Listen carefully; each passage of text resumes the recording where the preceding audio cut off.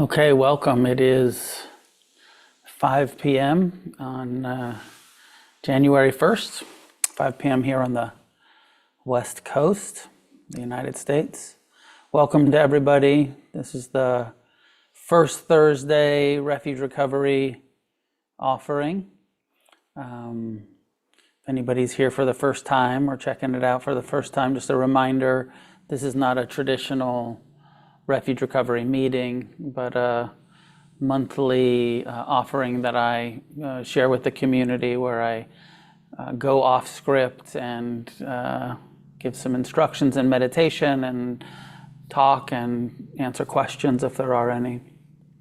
So welcome, thanks for joining us. And we'll begin with a 20-minute sitting meditation, and I'll give some meditation instructions, so find a way to sit and prepare for a sitting meditation period.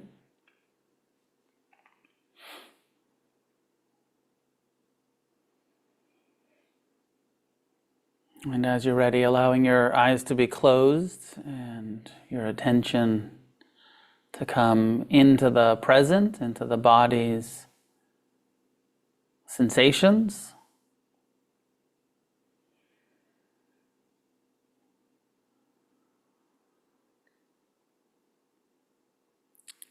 Sensation of sitting on the chair that you're on, the seat that you're on. Sensation of the body breathing. This is the Buddha's first instruction often. He says, taking a seat, establishing mindfulness, bringing awareness to the sensations that the breath creates. Breathing in one nose, I breathe in. Breathing out one nose, I breathe out. And as we establish mindfulness of the breath, it's very useful to establish an inner aspiration, intention, attitude of kindness, of friendliness, so that mindfulness is a practice with heart, with emotional intelligence, not a detached observation, but a loving awareness that we're developing.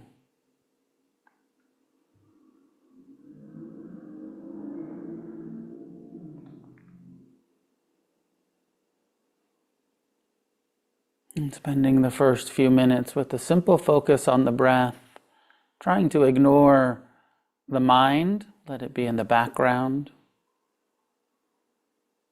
trying to let go of the past and the future,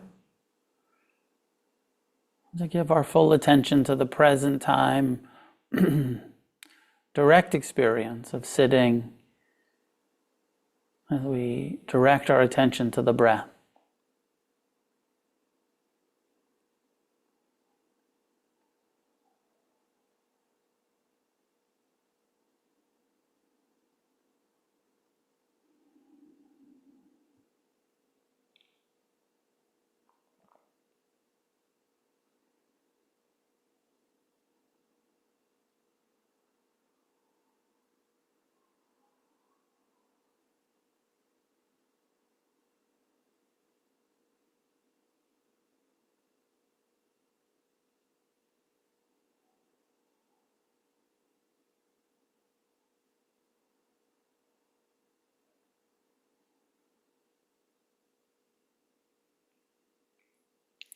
For many, this initial meditation instruction is the first time that we realize that we have the ability to disengage from the mind, from the thoughts.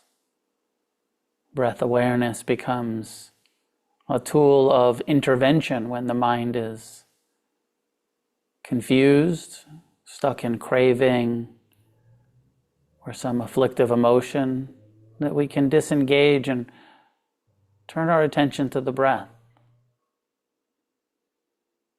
We're not stopping the thoughts or the emotions, but we're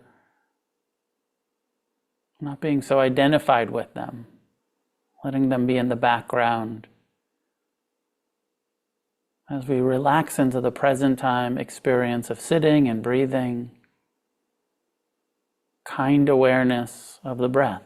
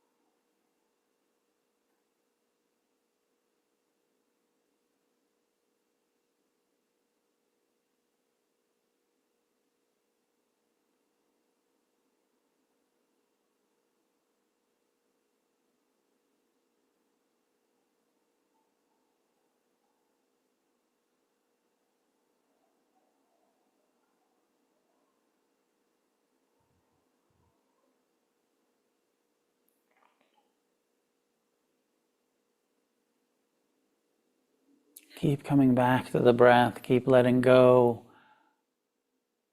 of thinking about the past or future. Keep coming back to the present.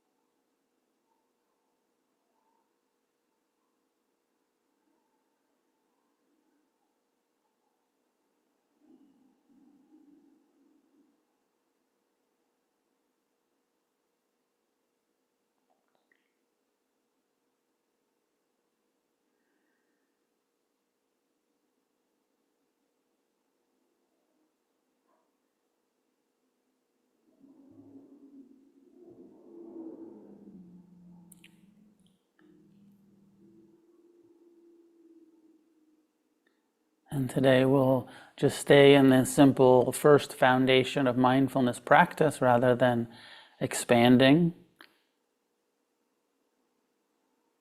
The first month of the new year, first day. Coming back to the fundamentals, the simple present time awareness of the body. The breath is one aspect of the body.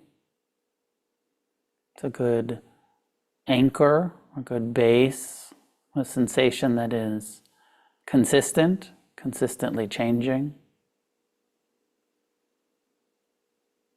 Utilizing mindfulness of the breath as a foundational practice.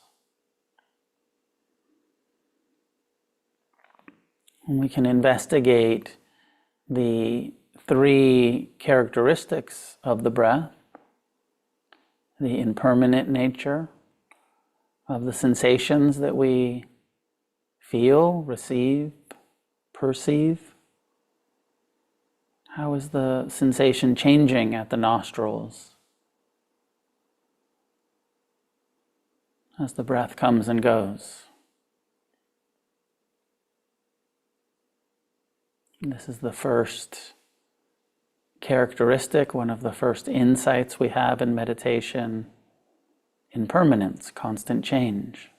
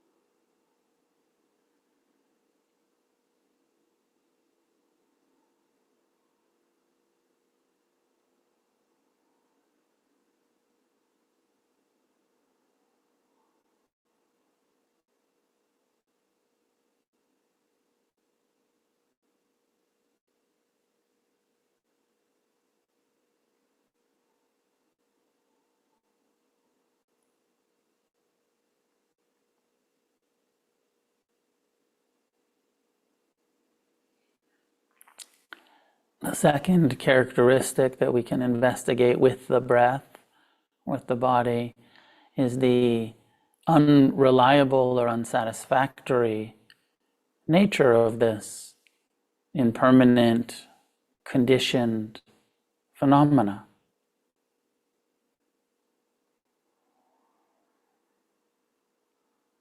No one breath is satisfactory. We have to keep breathing. It's a repetitive process.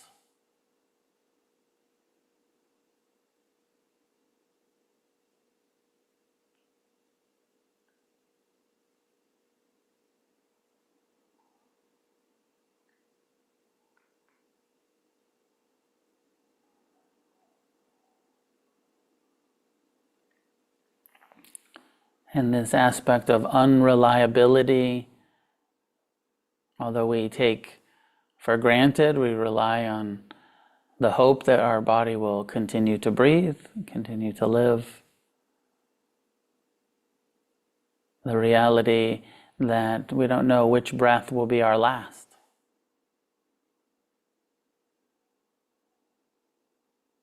Giving the kind of attention to our present time experience that we would if we knew it was our last breath,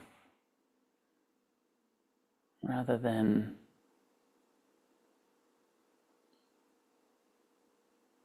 taking it for granted, treating it with precious, cherishing awareness.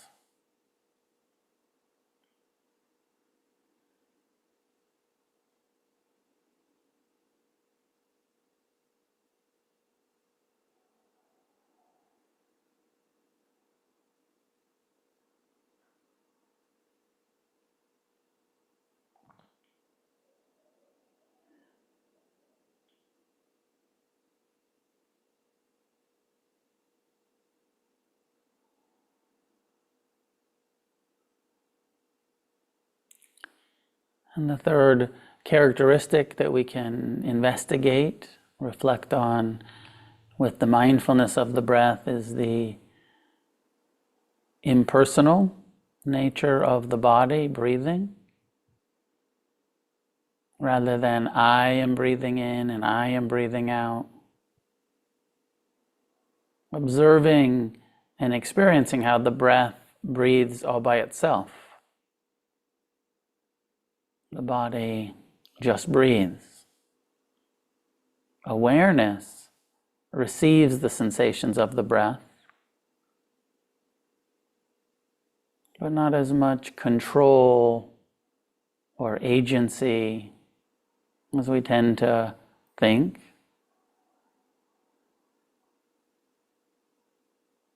More of a relationship of influence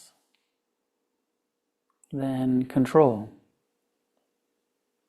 Awareness receiving the body's natural breath, instinctual rhythm of breathing.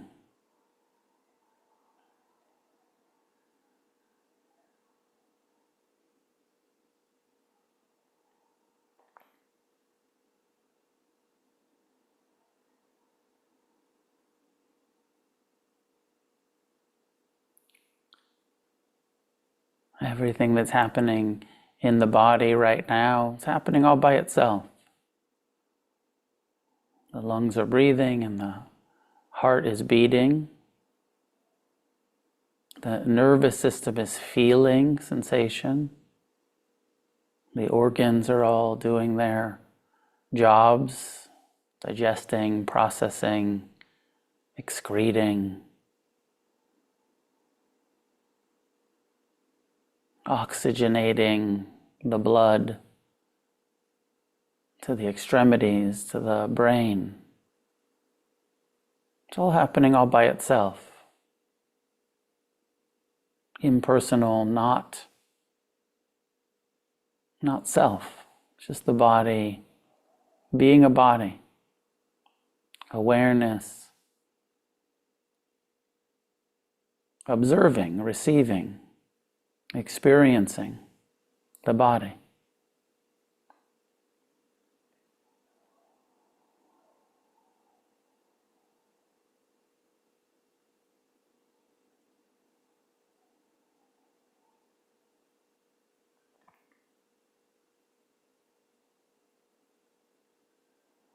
Even the thoughts, thinking themselves, the mind continues just as the lungs breathe and the heart beats.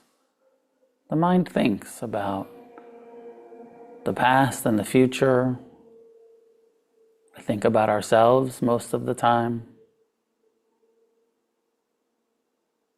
Self-centeredness is not your fault. It's just the human condition. It's just what the human mind does, impersonal.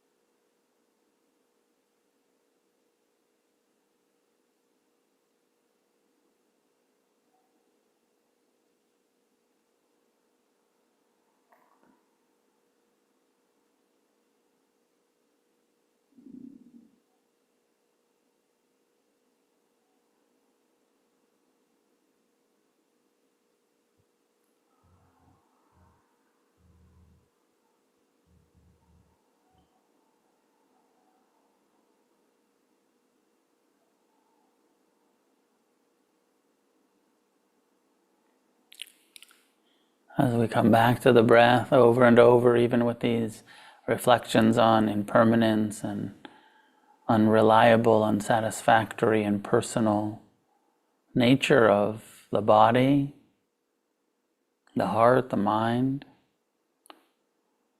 Sometimes this simple breath awareness focus has the effect of tranquility, of calming, settling.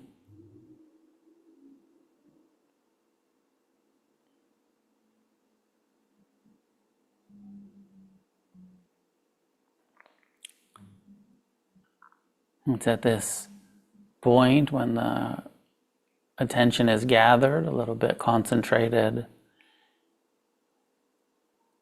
usually around 15-20 minutes into meditation, where we then want to expand and investigate the second and third and fourth foundations of mindfulness.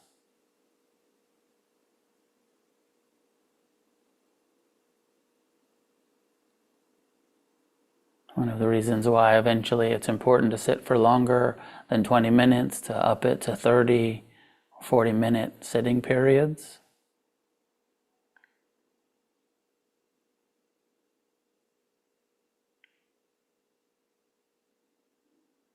But for now, just keeping it simple, breath, body,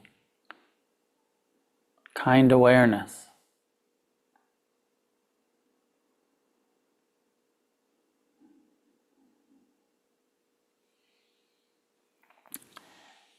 And when you're ready, allowing your eyes to be open, having completed our 20 minutes or so.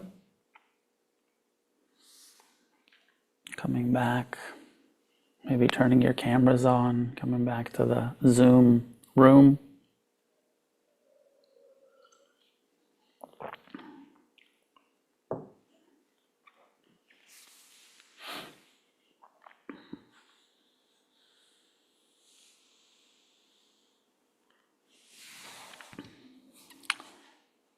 Happy New Year and all of that. New calendar year. I've had a long-term habit in my Buddhist practice and my recovery of using our calendar year to reflect, to contemplate, and to set intentions and look at where I'm at. A little bit of inventory, where am I at? Where are we at? What's happening now in my life, in my practice, in my recovery? How much emotional intelligence is accessible? How much wisdom? How much calm? How much equanimity? All of those things. Not a lot of judgment about it, but just a little bit of analysis, inventory. And then a setting of intentions of kind of looking at, one way to think about this is we look at the Eightfold Path, which is our core instruction, our core map for living in the Refuge Recovery and the Buddhist, and looking at understanding and intention, communication, action, livelihood, effort, mindfulness, and concentration, and looking at these 8 areas and assessing like, okay, what needs a bit more attention? One of the ways that the Buddha talked about this, and they talk about the Eightfold Path, is that it's an 8-spoked wheel. And each spoke of the wheel of these 8 folds, 8 spokes, needs attention, needs practice, needs effort.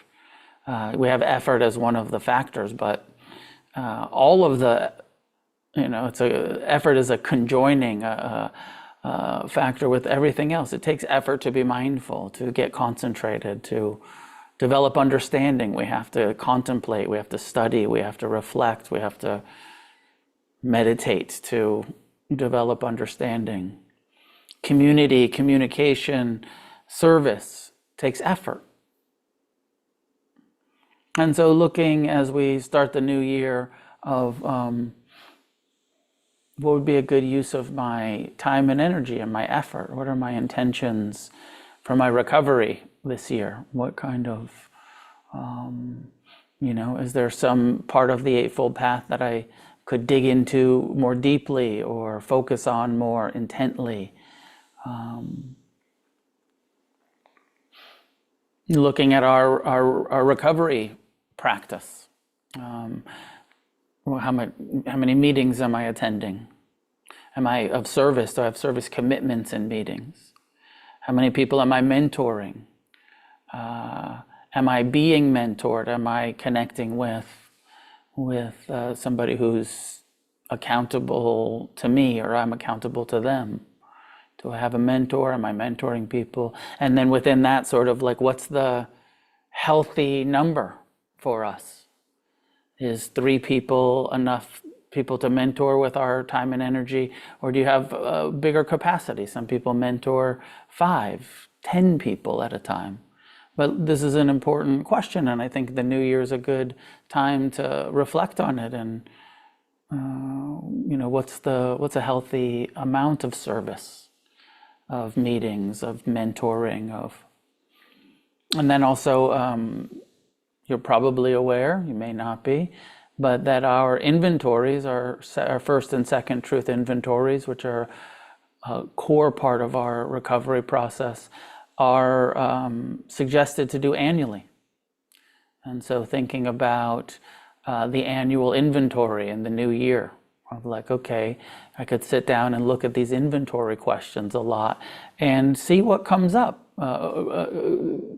Even though you've hopefully completed it, if you haven't, maybe you set the intention, I'm going to do it this month, I'm going to do it in January, I'm going to complete this.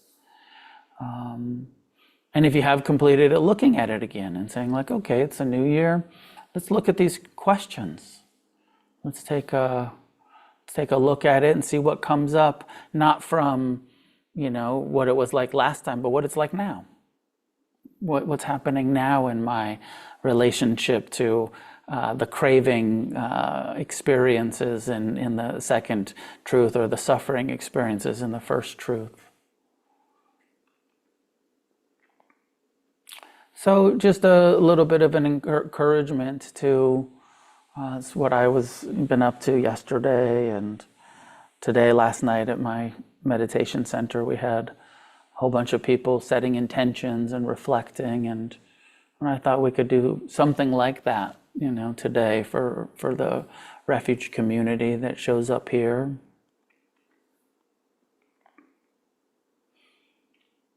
In the third truth, so there's the inventories and the annual inventories and meetings and mentoring and meditation, all of the practices that we have in our recovery process. And in the third truth, it says that, when part of the recovery is possible, and this traditional, ancient Buddhist tradition of committing to awakening, committing to recovery, committing to healing. The three jewels of Buddhism, the three refuges, which is the Buddha and the Dharma and the Sangha. Now, I've intentionally tried to not make refuge too religious in any way, even though Buddhism, of course, is a religion for a lot of people. But trying to take it in a little bit more of a secular fashion, a little bit more as a, certainly non-denominational Buddhist path that is much more practical and much more kind of humanist, psychology based. How does our mind work? How do we relate to our emotions? How do we relate to the suffering of addiction and the repetitive craving of the human experience? But and so I think in the book I said, when you're ready, if and when you're ready, for the third truth, saying the refuges in this simple way. And if you'd like to, you can just reflect on these, or you could say them with me. But the first one is, I take refuge in the potential of my own recovery. And so just thinking about that and what that means to you, to take refuge in the potential of your healing, your recovering, and it's recovering a wisdom and a compassion that's always been here, but it's been lost, but it's been buried, it's been obscured in some way. So this thing that we call Buddha is not the picture, it's not the historical person, it's the wisest part of your own heart and mind. And I take refuge in the potential of recovering that wisdom, uncovering it, and waking up to it. And the second one, I take refuge in the Four Truths and the Eightfold Path of recovery. That we have these instructions, these Four Truths, this Eightfold Path, this map of how to heal, how to recover, establishing, maintaining abstinence, establishing mindfulness, developing forgiveness and compassion for ourselves and others. It's this whole Eightfold Path. And I take refuge in the community of fellow recovering addicts, the Sangha, what we call, that we meet at meetings and we develop relationships with. And we practice wise communication with, and we practice forgiveness with, and we navigate these recovery relationships. And it's an important part. It's peer-led community. And, for better or worse, the pros and cons of of peer-led community. It's necessary because we can't all have Dharma teachers guiding us through our recovery process. We need to guide ourselves and each other. We need to support, peer-led is necessary for it to be reproducible across the country, across the world. Taking refuge in the Sangha with the acknowledgement that there's also going to be challenging people and disappointments and probably betrayals and all of that stuff that happens with humans, especially when you get a bunch of addicts together. It's not the easiest community at times. But it's our practice, and it's a necessary, important part. We take refuge in community and try to find the wise ones and stick close to them. That's a big part of the instructions, but also welcoming in the unwise ones, because we were all unwise once, and we're all trying our best to become more and more skillful and wise over the years of our practice, of our recovery. So some of my reflections for this New Year's Day 2026, and I thought I'd open it up to you, and we could even do a little bit of sort of a, if you'd like to, if you have some intentions, some as I was saying, if you wanted to talk about your intention about like how many meetings, how many mentees, the inventory, your daily meditation practice, the intention to attend, it's suggested in Refuge Recovery that you attend a residential silent meditation retreat every year in order to deepen your meditation experience. So I'm going to open it up. Let's see, I'm going to do this thing where I remove the spotlight from me, and we are in the gallery, and anybody who would like to say something about your intentions, your aspiration for your recovery practice this year, the floor is open.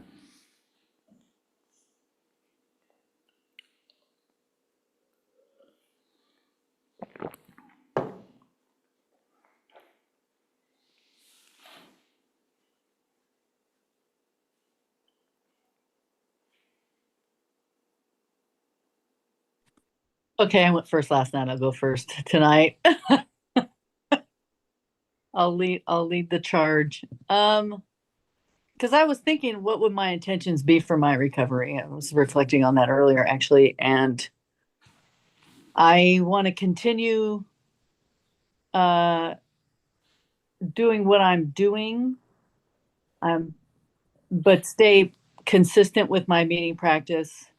And actually, what I'm not doing is meditating as much, and so my intention is to have a daily meditation practice. And like I said last night, my challenge for myself is to start doing at least 10 minutes of forgiveness practice every day for the year, right? That's a big challenge, and I might not be perfect at it, but that's the aspirational goal for my recovery.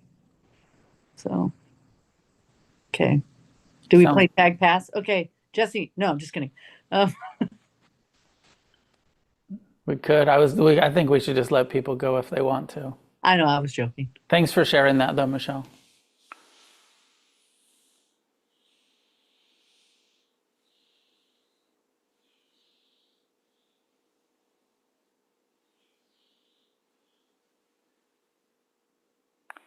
We don't have actually a lot of engagement here, and most people don't even have their cameras on. So maybe this isn't the right thing. If nobody has, I'll give it a couple more minutes if anybody else wants to say anything.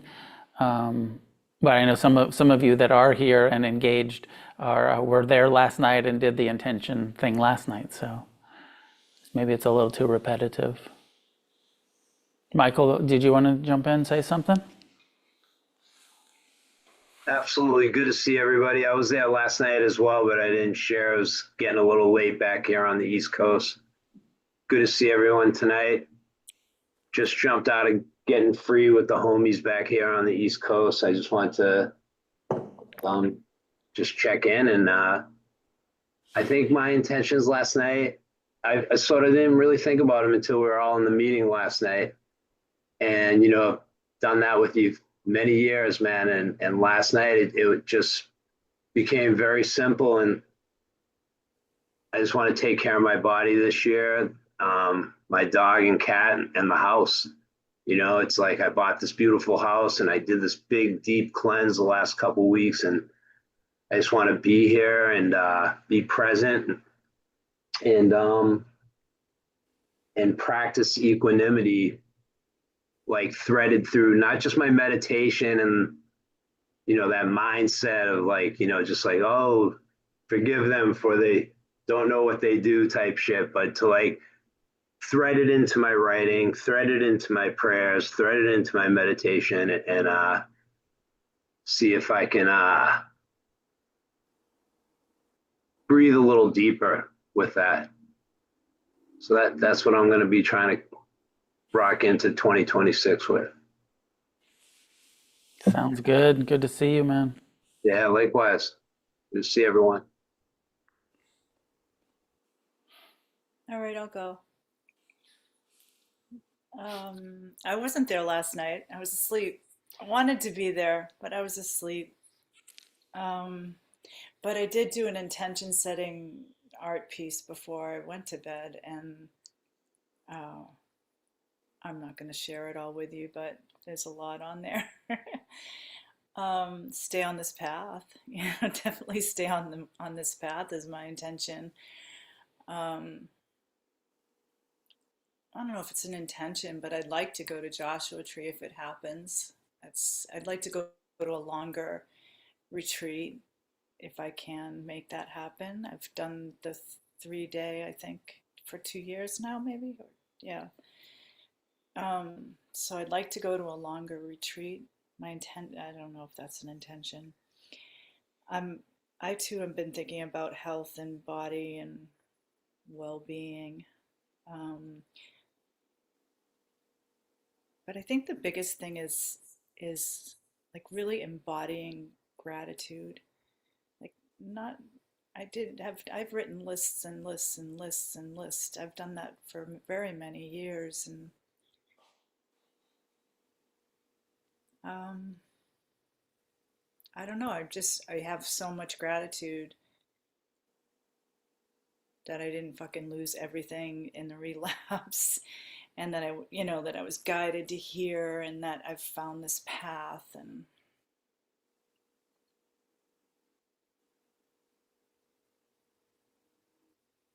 so my intention is to walk with gratitude, share that. Today's my 4 year anniversary in Refuge. Fuck yeah. Love you guys. Thanks, Am I Jesse. am I passing? Rosie.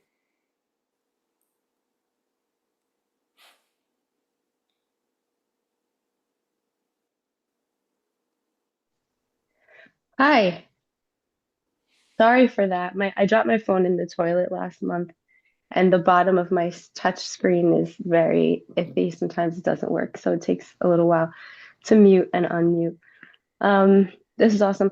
I was in the meeting prior to this, the one that Michael Kelly was in. I'm new to this. I started last month, so today was the fourth meeting that I've ever done, and I want to go deeper with it to learn more. And so I didn't make any intentions this year. I feel like for a lot of reasons, I'm a little bitter. And I started to go through this thing about like, oh, it's a man-made holiday, but really it's good to have the reset. It's good to have the reset. And my goal is to be comfortable with hibernating this winter. So when the spring comes, which some people believe might be the real new year, that I'm ready for it. But I didn't know what kind of intention I should set for this hibernation. And Jesse, you mentioned you did an art piece. Thank you. It was good for me to hear that because I did this whole art therapy thing over this past 2025, all spring. It was into the early summer. And I forgot how much I enjoyed painting and taking time for myself to create. So I might just let my intention for my hibernating time unfold in an art piece. Yeah, so thanks. Thanks, Rosie.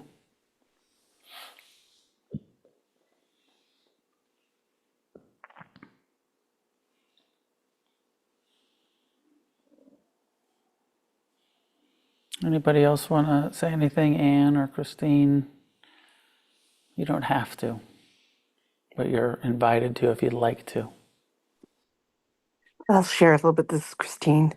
I was at the ceremony last night, and the intention that I set had to do with what I've heard other people here say about taking care of the physical body. Spent a lot of time the last couple of years working on my spiritual growth and my mental health and my emotional health, but I need to develop that wise relationship with the physical body. Um, Somebody described it as like the physical is the engine that moves you forward, and you can't really get your whole, um, you can't really progress when you're only taking parts of your aspects forward. You really need to take all of the aspects forward. So that is what my intention for the year is. Thanks, Christine.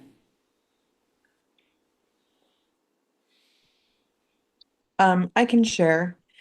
Uh, my so I guess my intention would be just to learn a little bit more about refuge recovery. I've been to a few meetings off and on the last couple years. I'm in a traditional 12-step group, but I just, I think there's something here for me that definitely resonates.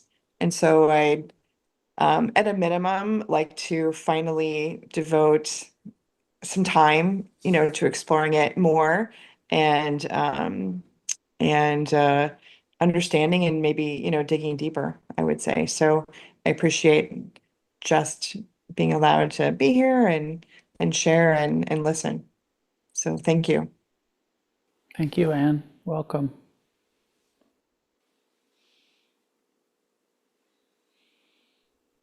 I'll say my name's Josh. I'm going into my third year going to refuge meetings, in my third year in this sobriety journey, and been to a lot of retreats, but haven't been to any kind of refuge sort of retreat. So I'm signed up for the 5-day silent retreat in Oregon. Super excited for that. And I'm in Seattle, so y'all are coming to us for RefCon. So super excited for that too. So I've been feeling the last year has been a lot of progress in my meditation practice, in my Buddhist practice, and making a lot of progress in my recovery journey, and getting a lot of joy out of giving service back to my sangha. We're the Karmic Fruit Sangha in Seattle. We know a lot of folks around, and although I don't, so. I'm really excited to connect with the Greater Sangha more this year, connect with more folks, and keep doing the work that here's happening in Seattle. We're always doing good work trying to build the community and the inter-Sangha relationships here in Seattle. So yeah, I'm really dedicated to being of greater service. Good to see y'all. Thanks, Josh. Good to see you too. And yeah, look forward to seeing you at both of the retreat and the conference. We've got some Pacific Northwest events coming up early in this new year. Yeah. Well, just a few minutes left. If anybody else that's not on camera wants to say anything, you're welcome to. But also, if there's any questions for me about anything, refuge recovery, meditation instruction wise. I'm here to be a resource for that as the founder. So open if there's any questions about anything.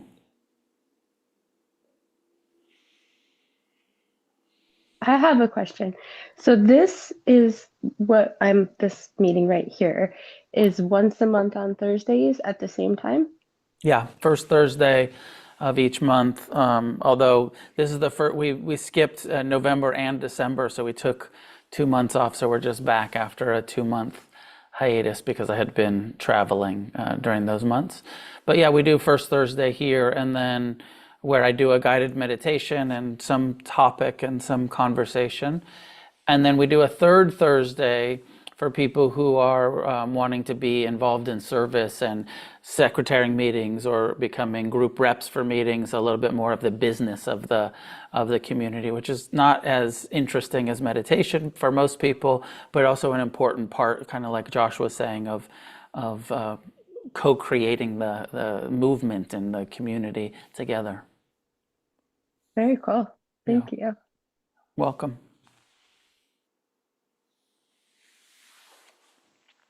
All right, well, I'm actually happy to leave it at that for today. Just an encouragement to be kind to yourself and be kind to each other and be of service, even if you don't feel like you have that much to offer yet. There are people, coming in brand new to Refuge all of the time that don't have any support, and it's how we have to do this, by supporting each other. So, making ourselves available for that. And an encouragement to, if you haven't finished that inventory, to get it done, and if you have finished it, to take another look, do an annual inventory, and all of that, all of the encouragements. And I hope that I get to see some of you. I know some of you well, and some of you for a long time, and I hope I get to see many of you at the retreats. And so far, we just have the March retreat, where you can come either for the weekend or the 5 days in Oregon, right outside of Portland, and then the annual conference up in Seattle, or Federal Way, which I think is just outside of Seattle, right next to Seattle. And we will have a retreat on the East Coast in October, I believe, although I'm still negotiating the contract with the retreat center. And there'll be a couple of other things that I'll put on the schedule for retreat opportunities. And we'll have this first Thursday regularly, and hopefully our paths will cross. Thanks for joining tonight, and Happy New Year's. May any goodness that comes from our practice and discussion be shared outward in all directions with all beings in existence. May each one of us recover fully, heal, awaken, and may this recovery, this merit, this goodness be an offering to all of the suffering addicts everywhere.